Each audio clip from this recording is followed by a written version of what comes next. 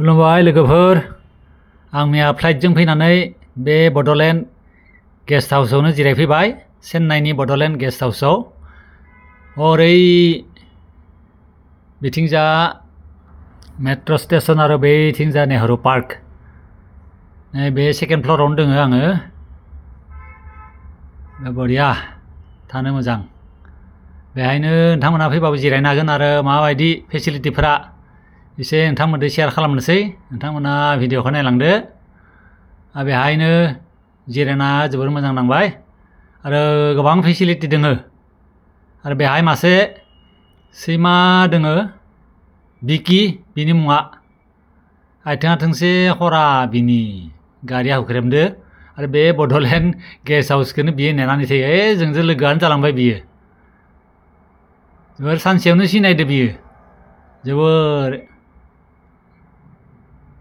मोजांथार, बियो लोगो जालांबाय।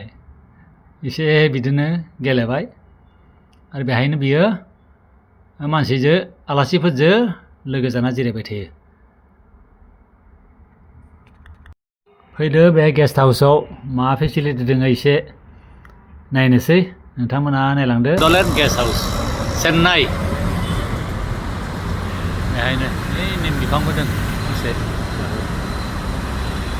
बे जाबाय मेट्र' स्टेशन, बै मेट्र' स्टेशन। बे भितरनिफ्राय दिन्थिदों जों।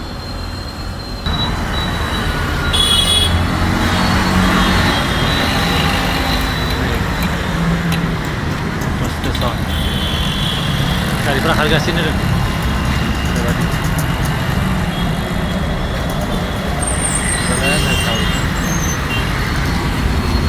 बेयाव स्टेचु मोनसे बानायनानै दं बड'फानि। बरिया, बड'फानि स्टेचु।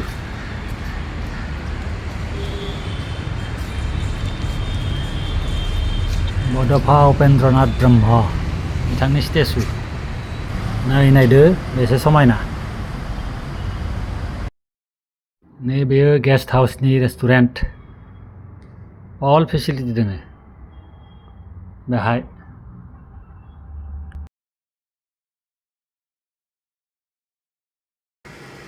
बे जाबाय डाइनिं हल। बेनिफ्रायनो गेस्टफोरखौ रिसिपसन खालामो। बेयाव आरोबाव गोदान बिल्डिं खालामबावगोन बेखिनियाव। बे मेट्र' स्टेशननि ना बेखिनिया, बे माबा केरेलान बिल्डिं। नैबे बेडरुम हाउसनि बे बिसिनायावनो थाफैदो जोङो। बे बेडआवनो बहुद बरिया फेसिलिटि, एसिबो दङ।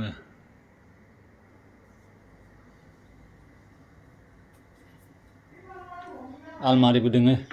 नै बेफोराव हि जोम दोननो हायो। बरिया।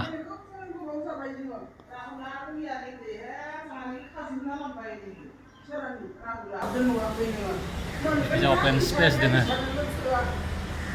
बेडरुम रखम।